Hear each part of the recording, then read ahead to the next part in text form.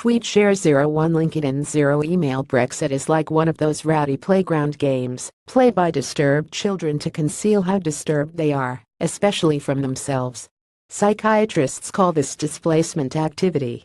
There are reasons to follow anxiously the government's staggering inability to formulate a coherent and intelligent policy on Brexit. Will it be a soft Brexit or a hard Brexit? We don't know, because they don't know, and that's because they don't know even what they want, because they don't agree on it. And yet any fool knows perfectly well that any form of Brexit will be deeply harmful to the interests of this country. The government tells us that Brexit is the will of the people.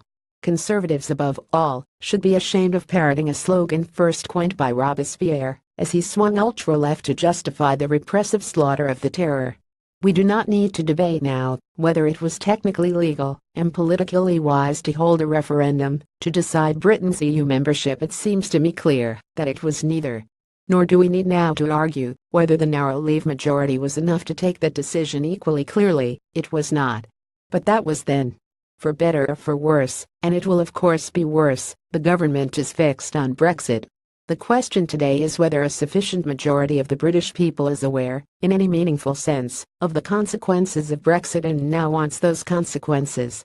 But by definition, the British people cannot want the consequences of Brexit, since nobody yet knows, even remotely, what those consequences will be. Moreover, the government is not telling the people what the consequences will be, since it cannot even agree on what it wants them to be. There is, of course, a problem about the popular reputation of the EU. In the 44 years that Britain has been in the EU, I have scarcely heard a single leading figure in either of the two main political parties say a good word in favor of Britain's EU membership.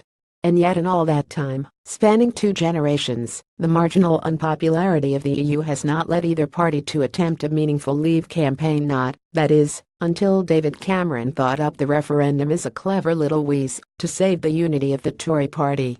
Of course, it didn't work, as of course it couldn't. The problems of the Tory party do not lie in the EU, they lie in the Tory party and the consequences of Tory party policies. Britain is not the only member state where the EU has a serious popularity problem. If a similar referendum were to be held today in France or Italy, or in a number of other EU countries, it is by no means a foregone conclusion what the result would be. But in those other countries the governments have so far been sensible enough not to offer the choice.